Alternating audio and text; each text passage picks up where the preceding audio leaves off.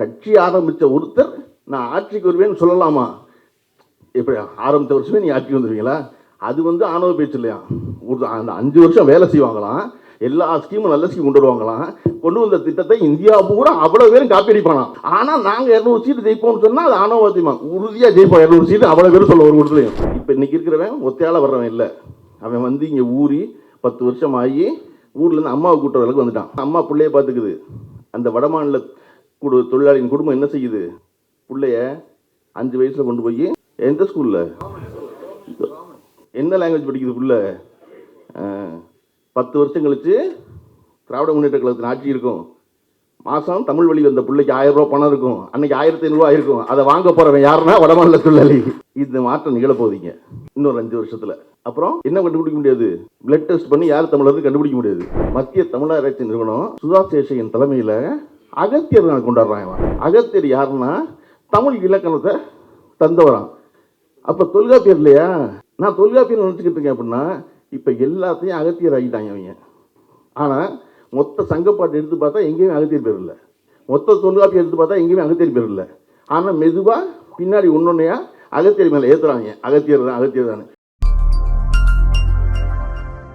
அம்பேத்கர் அம்பேத்கர் அம்பேத்கர் அம்பேத்கர் அம்பேத்கர் அம்பேத்கர் அம்பேத்கர் பெயரை சொல்வது ஃபேஷன் ஸ்டேட்மெண்டா என்கின்ற கேள்வியை முன்வைத்து சேமை name Ambedkar leads to heaven in the earth என்ற தலைப்பில் பேரலை மற்றும் யூடியூப் ரூட்டர்ஸ் இணைந்து நடத்தும் சிறப்பு கருத்தரங்கம் முனைவர் தொல் திருமாவளவன் அவர்கள் தலைமையில் மூத்த பத்திரிகையாளர் ஆலி செந்தில்நாதன் மற்றும் மில்டன் மைனர் இந்திரகுமார் தேரடி ஆகியோர் கலந்து கொள்ளும் சிறப்பு கருத்தரங்கம் டிசம்பர் 25 காலை 11 மணிக்கு பெரம்பூர் பெரவல்லூரில் உள்ள பிங்க் பேர்ல் பார்ட்டி ஹாலில் அனைவரும் வருக. கருஞ்சட்டை பதிப்பகம் வெளியிடும் ஜெயரஞ்சனின் 2 நூல்களுக்கான வெளியீட்டு விழாவிற்கு பெருந்திரளாய் வந்திருக்கும் உங்கள் அனைவருக்கும் முதல் வணக்கம். எனக்கு எப்பொழுதும் நம்முடைய திராவிடர் கழகத்தின் தலைவர் ஆசிரியர் வீரமணி அவர்களை கூட்டத்துக்கு போகும்பொழுதெல்லாம் எனக்கு ரொம்ப பிடிக்கும். அவரோட போய் கூட்டம் அட்டன் பண்ணுறது.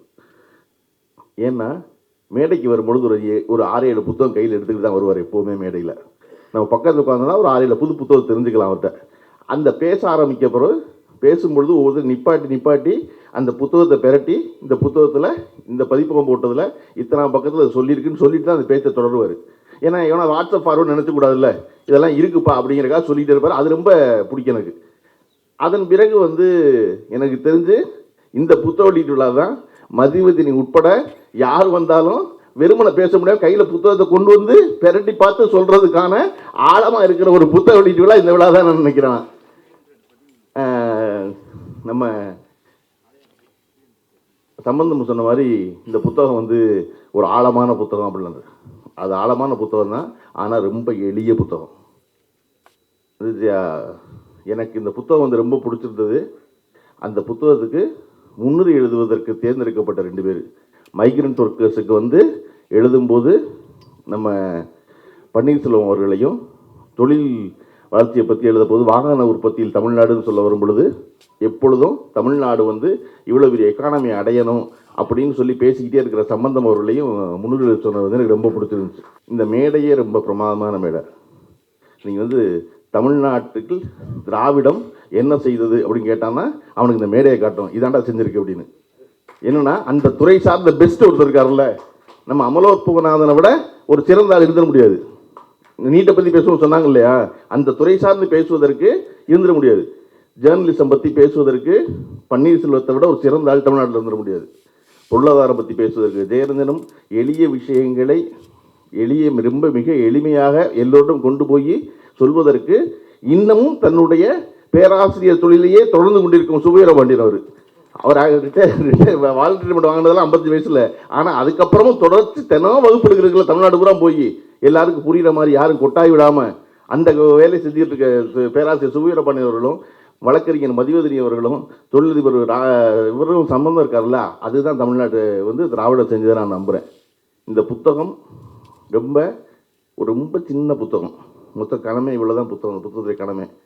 ஆனால் அது என்னென்னா இந்த புத்தகம் 2மே ஏன் ரொம்ப முக்கியம் நான் நினைக்கிறேன்னா, இன்னைக்கு தொடர்ச்சியாக நம்ம பொய்களையே கேட்டு கொண்டிருக்கிற இடத்துல இருக்கோம். துணிஞ்சு தைரியமாக ஒரு பொய் சொல்கிறாங்க. பொய் சொல்லும் பொழுது நம்ம அது மறுக்க வேண்டியிருக்கு. பொய் சொல்கிறவன் சொல்லணும்ல, நான் எங்கேருந்து சொல்கிறேன் என்ன நான் சொல்லவே மாட்டான். கேட்டதாக சொல்லுவான், சொன்னதாக சொல்லுவான். ஆனால் நம்ம சொல்லும்போது நீ ஆதாரம் வையுமா மறுக்கிறதுக்கு உண்மை சொல்கிறவனை. அப்போ உண்மை சொல்கிறவன்றதை இப்போ ஆதாரம் அவசியப்படுது.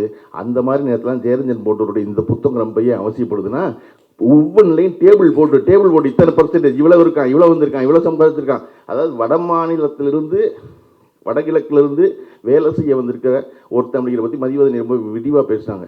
அந்த தொழிலாளர்கள் எல்லாரும் எங்கேருந்து வந்தாங்க, வந்தவன்ட்ட எவ்வளோ பேர்கிட்ட அங்கே சொந்த வீடு இருந்துச்சு, சொந்த வீடு இல்லாமல் வாடகை வீட்டிலேருந்து இங்கே வந்தவன் எவ்வளோ பேர், இங்கே வந்ததுக்கப்புறம் யாரெல்லாம் வந்து எவ்வளோ சம்பாதிக்கிறான், சம்பாதிச்சதில் எவ்வளோ பணத்தை ஊருக்கு அனுப்புகிறான், ஊருக்கு அனுப்புறதுனால என்ன பிரச்சனை தீர்ந்துச்சு, அவனுக்கு தீர்ந்ததுனால அவன் குடும்பம் என்னவானுச்சு, இப்போ அவன் என்னவாக இருக்கிறான் அப்படின்னு எல்லாமே பெர்சன்டேஜோட கள ஆய்வு செஞ்சு ஒவ்வொரு இடத்துலையும் ஆதாரங்களோடு ஒரு புத்தகம், இவ்வளோ சிறிய புத்தகம் நிறுவ முடியும்னா அவ்வளோ பேர் வாங்கி வச்சுக்க வேண்டிய புத்தகம் இந்த புத்தகம். காரணம், இது தொடர்பாக எவன் எந்த பொய் சொன்னாலும் நம்ம ஜெயரஞ்சன் புத்தகத்தை எடுத்து போட்டுடலாம், இந்த இருக்குப்பா பார்த்துக்கப்பா அப்படின்னு.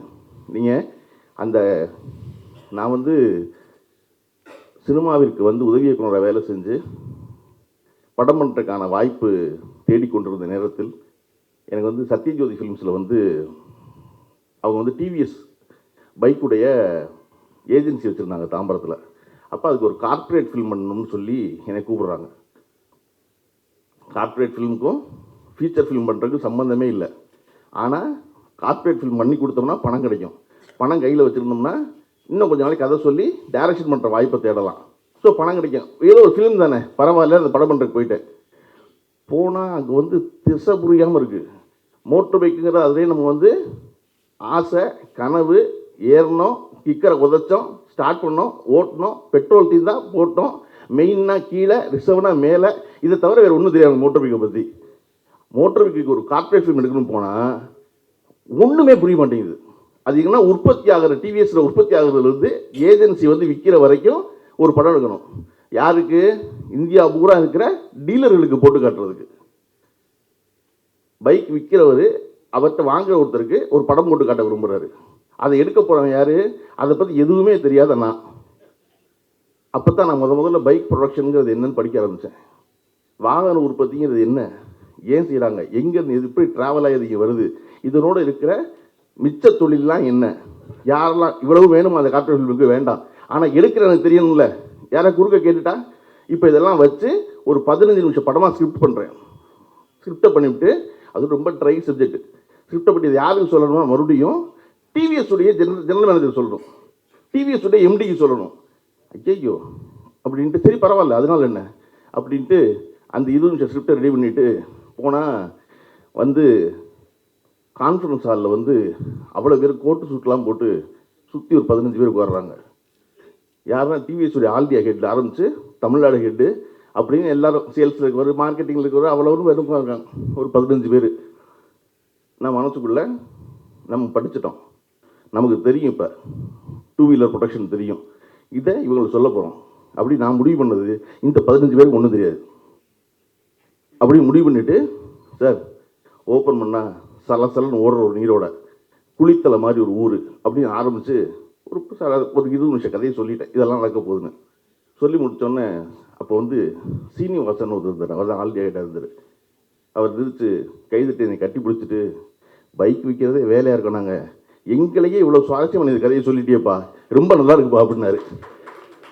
அப்போ பக்கத்து உட்காந்து கேட்டார் சத்யஜோதி தியாகராஜன். அந்த சீனிவாசன் பாராட்டினால்தான் எனக்கு சத்யஜோதி தியாகராஜன் படம் கொடுத்தாரு. நான் கார்ப்பரேட் ஃபிலிம் பண்ண போய் பைக் ஓட்டுற பற்றி படத்துக்கு போயிட்டான், எனக்கு ஃபீச்சர் ஃபிலிம் வாய்ப்பு இருந்துச்சு.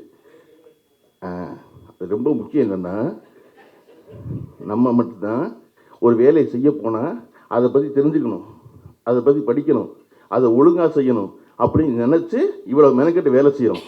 அதை ஜெயரஞ்சன் அசராமல் செய்கிறாரு, தொடர்ந்து செய்கிறாரு. பதிலுக்கு அவன் வச்சுருக்கான், பொய் மட்டும் தான் வச்சுருக்கான். நான் ஒரு ஜெயரஞ்சன் சார்ட்ட பேசிட்டு இருக்கும்போது சொன்னேன், சார் பயங்கர டயர்டிங்காக இருக்குது, துணிஞ்சு போய் சொல்கிறாங்க. நம்ம வந்து ஒவ்வொன்றுக்கும் படித்து தெரிஞ்சுக்கிட்டு, இப்போ எனக்கு நீட் சம்மந்தமாக ஒரு குழப்பம் இருக்குன்னா எனக்கு அது எமோஷனலாக ஹெல்ப் பண்ண வரும்.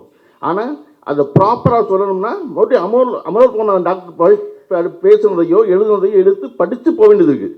அப்போ அது வந்து இது வாங்கி தான் போக வேண்டியது இருக்குது அப்படின்னு சொன்னப்போ ஜெயலலிதா சொன்னார், பள்ளிவன் அதெல்லாம் படிக்காதீங்க அப்படின்னாரு. அப்புறம் நீங்கள் அடிச்சு விட்டாரு. என்ன சார் இப்படி சொல்றீங்க? அவன் தீங்கு செய்யறதுக்கு அடிச்சு விடுறான், நம்ம நன்மை செய்யறதுக்கு அடிச்சு விடுறான், அடிச்சு விடுங்க சும்மா, அப்புறம் பார்த்துக்கிட்ட முடியும் அப்படின்னாரு. ஏன்னா அவன் போகிற வேகத்துக்கு போகணுமா நம்மளை அடிச்சு விட்டா தான் நடக்கிறது இல்லையா? நீங்கள் நினச்சி பாருங்க, நான் வந்து தொடர்ச்சியாக வேறு வேறு கூட்டங்கள் பேச கூப்பிட்றேன். அப்படி தமிழ்நாடு ஸ்டார்ட் அப்பில் இளம் தொழில் முனைவோருக்கு ஒரு தடவை பேச போனேன். பேச போயிட்டு அந்த வாரம் என்னுடைய ஷெடியூல் பார்த்தீங்கன்னா காமெடியாக இருக்கும். அதுக்கு அடுத்த நாள் வந்து பாண்டியர் கால ஓவியங்களை பற்றி மீட்டெடுக்கிறத பற்றி பேசணும். இப்படி ஒரு 3 நாள் மூணு சம்மந்தம் இல்லாது. அதில் கீழே கமெண்ட்டில் வந்து அது வந்து பழனியப்பனுக்கு இதுக்கு என்ன சம்பந்தம் அப்படின்னு கேட்டிருந்தேன். நான் மெனக்கெட்டு ஒன்று வந்து பற்றி தெரிஞ்சுக்கிட்டு குறைஞ்சபட்சம் ஒரு 10 நிமிஷம் அதை பற்றி ஒரு தகவலை சொல்லிட முடியும்னு நினச்சி போகிறேன். கீழே சொல்கிறவனுக்கு ஒன்று என்ன புரியவே மாட்டேங்குதுன்னா, ஏண்டா இந்த நாட்டில் மத்திய தமிழாராய்ச்சி நிறுவனத்துக்கு துணைத் தலைவராக சுதாசேஷன் இருக்கலாம்ல. தமிழ்நாடு ஸ்டார்ட் அப் பற்றி பழனியப்பன் பேசக்கூடாதா? நீங்கள் முந்தா நாள் ஒரு காமெடி பண்ணிக்காங்க அவங்க. முன்னாள் நேற்று சாவித்திரி கண்ணன் தான் பத்திரிகையில் இருந்தது. அதாவது மத்திய தமிழாராய்ச்சி நிறுவனம் சுதாசேஷன் தலைமையில் அகத்தியர் நாள் கொண்டாடுறாங்களாம். அகத்தியர் யாருன்னா தமிழ் இலக்கணத்தை தந்தவரான். அப்போ தொல்காப்பியர் இல்லையா? நான் தொல்காப்பியர் நினச்சிக்கிட்டு இருக்கேன் அப்படின்னா இப்போ எல்லாத்தையும் அகத்தியர் ஆகிட்டாங்க அவங்க. ஆனால் மொத்த சங்கப்பாட்டு எடுத்து பார்த்தா எங்கேயுமே அகத்தியர் பேர் இல்லை, மொத்த தொல்காப்பியம் எடுத்து பார்த்தா எங்கேயுமே அகத்தியர் பேர் இல்லை. ஆனால் மெதுவாக பின்னாடி ஒன்னொன்னையா அகத்தியர் மேலே ஏற்றுறாங்க, அகத்தியர் தானே. இப்போ அந்த பொய்யெல்லாம் நம்ம போய் மறுக்கணும். இனிமேல் நம்ம போய் மறுக்கணும் உண்மையா. இந்த நேரத்தில் தான் தொடர்ச்சியாக இந்த வேலைகள் செய்து கொண்டிருக்கிற சுபவீரபாண்டியனையும் ஜெயரஞ்சன் போன்றவர்களையும் நம்ம பத்திரமா பாதுகாக்க வேண்டியிருக்கு. ஏன்னா தரவு எடுத்து கொடுத்துக்கிட்டே இருக்காங்க, இந்த இருக்கு பாருன்னு. மதிவதனி வந்து இந்த படிக்கிற பிள்ளைகளுக்கு சொல்லிட்டு இருந்தாங்க, பிள்ளையெல்லாம் வந்து நல்லா படிக்கிற பிள்ளைகள் சொல்லாதுங்க அப்படின்னு சொல்லுவோம். மாறி மாறி புத்தகத்தை பார்த்து நான் நினச்சேன் மதிவதனி படிக்கிற பிள்ளைக்குன்னு. ஆனால் அந்த புத்தகத்தை பற்றி கிட்டத்தட்ட 50 நிமிஷம் பேசியிருக்காங்க மதிவதனி. இப்போ தான் தெரிஞ்சு அந்த பிள்ளை அப்புறம் மார்க் வந்ததுக்கப்புறம் பார்த்தா ஒன்றுமே படிக்கலப்பா, சும்மா தான்ப்பா வந்தேன் முடியல. அந்த மாதிரி நான் வந்து இந்த புத்தகத்தை வந்து தேர்தல் சார் கொடுத்துருக்கேன் சார் என்கிட்ட. நான் எப்போவுமே புத்தக வெளியிட போனால் அந்த புத்தகத்தை படிச்சிடணுங்கிறத வந்து கொள்கையாக வச்சுருக்கேன். சும்மா போய் மிகச்சிறந்த எழுத்தாளர் மிகச்சிறந்த புத்தகம்னு பேசக்கூடாதுன்னு எடுத்து தமிழில் முன்னுரை படித்தா. நான் ஒரு வெளிநாட்டு போயிட்டு வந்தேன், போகும்போது விமானத்தில் படிச்சோன்னு வச்சுருந்தேன். விமானத்தில் பொட்டி என் கை போயிட்டில் இந்த புத்தகம் மட்டும்தான் இருக்குது கைப்பையில். ஃபோன் வேலை செய்யாது, உங்களுக்கு நல்லா தெரியும். எடுத்து முன்னுரை படிக்க ஆரம்பித்தா பன்னீர்செல்வத்துறை முன்னுரையில் விளக்கமுறை இதழியல்னு இருந்துச்சு. இதழியல் நமக்கு தெரியும், அதனால விளக்கமுறை இதழியல்னு எனக்கு அதுக்கப்புறம் நகரவே முடியல.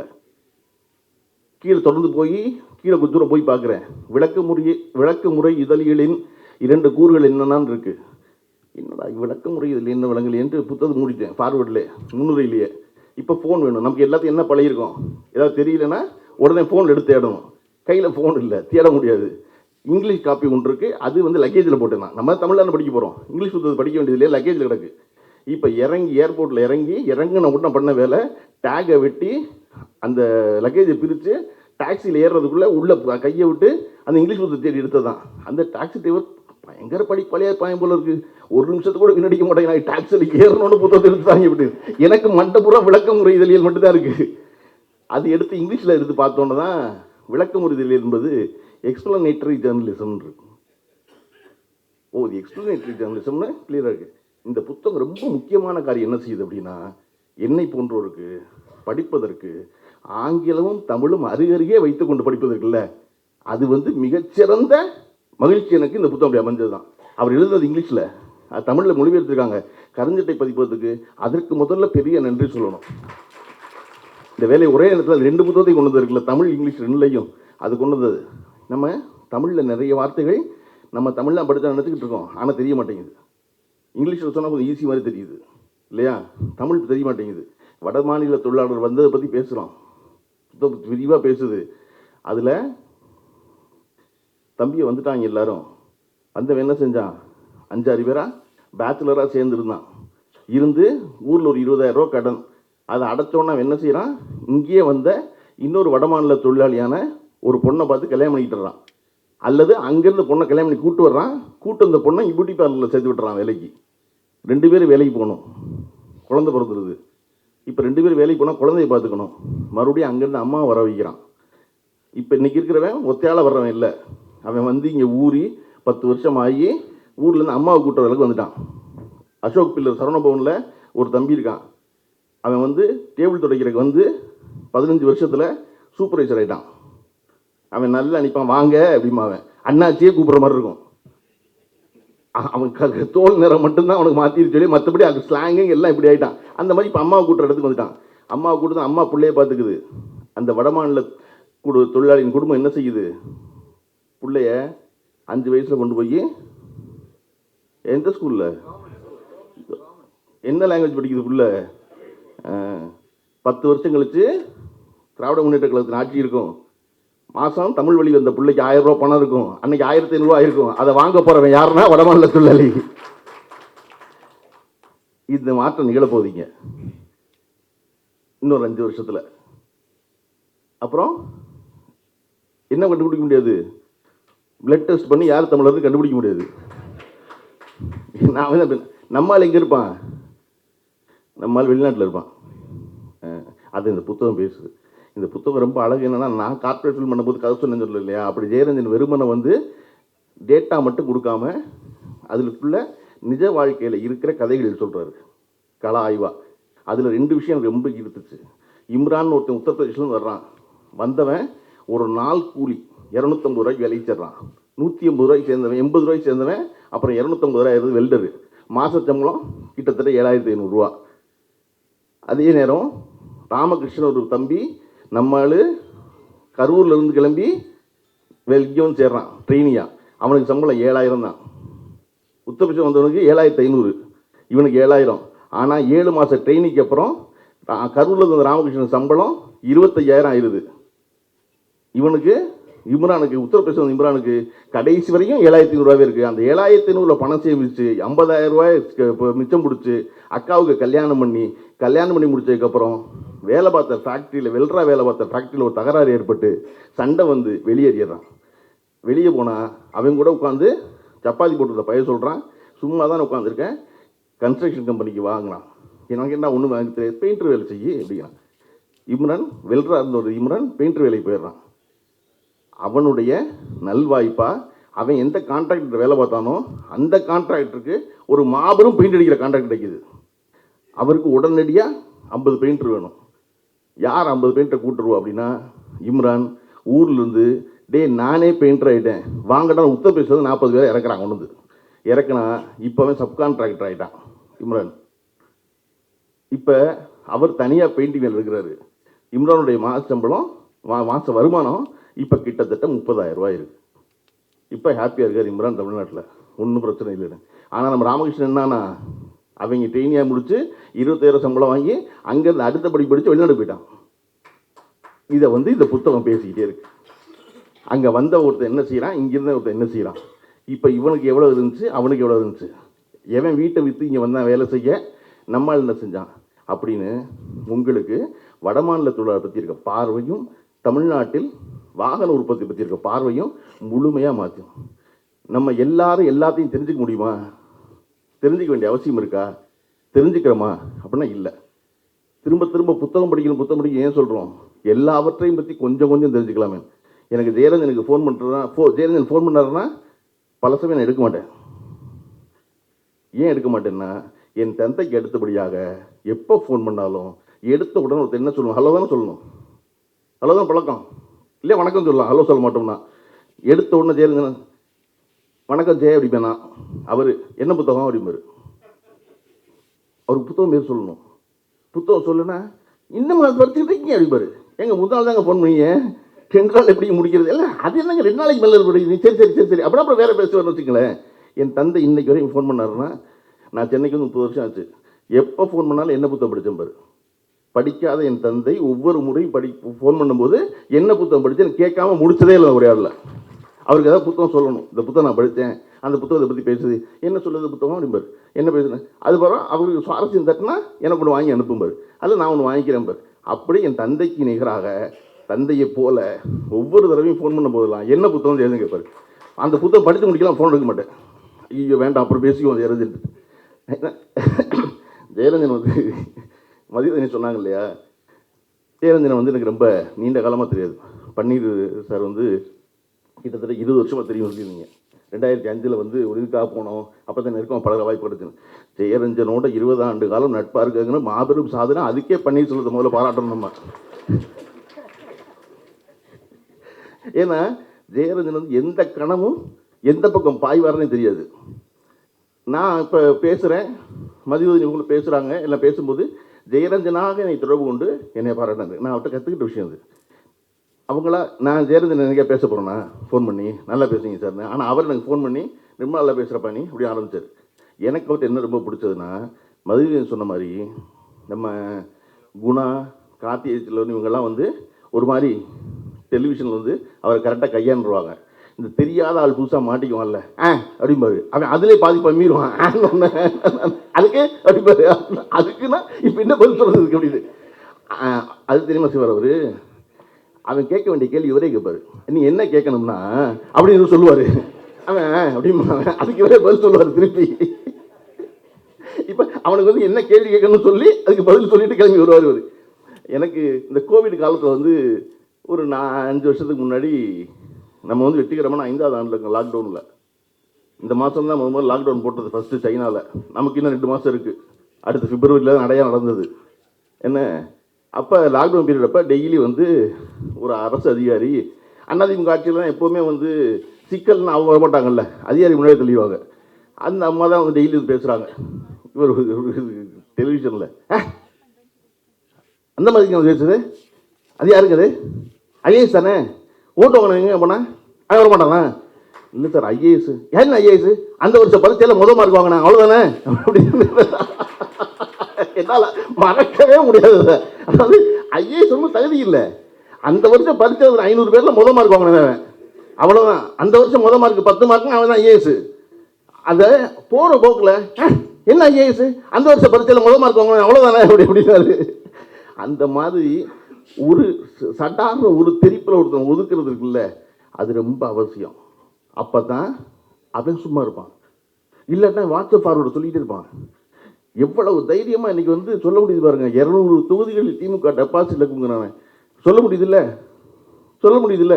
நடக்குமா அது? அவ்வளவு பெரிய கொலை நடந்து அந்த கொலைப்பழி திமுகவின் மீது விழுந்த பொழுது கூட திமுக டெபாசிட் இழக்காது. நீ சொல்றியே இவ்வளவு காரியங்கள் பண்ணிவிட்டு, இவ்வளவு 3 வருஷத்துல இவ்வளவு கூலிகள் சொல்லிவிட்டு, நான் சொல்றேன் முதல்வரை போல நம்ம போய் பேசுகிற மேடை பூரா சொல்லி சொல்லி என்ன ஏற்றணும்னா முதல்ல 200 சீட்டை கண்டிப்பாக ஜெயிப்போம் அப்படின்னு சொல்லி கலைஞரை வெல்வேன் தாண்டுவேன் அப்படின்னு சொல்லாமல் செஞ்சுக்கிட்டு இருக்கவர் நம்முடைய முதலமைச்சர் ஸ்டாலின். நீங்கள் வந்து ஆட்சியில் திட்டங்களில் எல்லாவற்றிலும் அப்படி என்னென்னா அப்படி அவர் தாண்ட வேண்டியதா காலம் வழங்கியிருக்க வாய்ப்பு தான் நான் நினைக்கிறேன். 183 சீட்டு ஜெயிச்ச திமுக, அதுதான் பெரிய வெற்றி. அந்த வெற்றியை தாண்ட வேண்டிய இடத்துல நம்ம பொறுப்பில் இருக்கோம், செஞ்சாதான். ஏன்னா கட்சி ஆரம்பித்த ஒருத்தர் நான் ஆட்சிக்கு வருவேன்னு சொல்லலாமா? எப்படி ஆரம்பித்த வருஷமே நீ ஆட்சிக்கு வந்துடுவீங்களா? அது வந்து ஆணவ பேச்சு இல்லையா? ஒரு அந்த 5 வருஷம் வேலை செய்வாங்களாம், எல்லா ஸ்கீமும் நல்ல ஸ்கீம் கொண்டு வருவாங்களாம். கொண்டு வந்த திட்டத்தை இந்தியா பூரா அவ்வளோ பேரும் காப்பி அடிப்பானாம். நம்ம கொண்டு வந்து அவ்வளோ பேரும் காப்பி அடிக்கிறான், அவ்வளோ பேர் காப்பி அடிப்பானா. ஆனால் நாங்கள் 200 சீட்டு ஜெயிப்போம்னு சொன்னால் அது ஆணவத்தியமா உறுதியாக ஜெயிப்போம் 200 சீட்டு அவ்வளோ பேர் சொல்ல ஒரு இடத்துலையும். அதுக்கான வேலை செய்கிறது தான் ரொம்ப முக்கியம். அந்த திட்டத்தில் நமக்கு இதை போன்ற அறிவு சார்ந்த மனிதர்களும் உடன் இருப்பது என்பது பெரிய மகிழ்ச்சி எனக்குலாம். எனக்கு ஜெயரஞ்சன் திட்டக்குழுடைய துணைத் தலைவராக இருக்கார். நான் ஏதோ டாக்டர் மாதிரி ரெகுலராக போகட்டால் கூட ஒரு சில கூட்டத்துக்கு போயிருக்கேன். போகும்போதெல்லாம் எனக்கு என்ன பிடிக்கும்னு அந்த கூட்டத்தில் அதிகாரிகளை ஜெயரஞ்சன் அவர்கள் கையாளும் விதம் ரொம்ப பிடிக்கும்.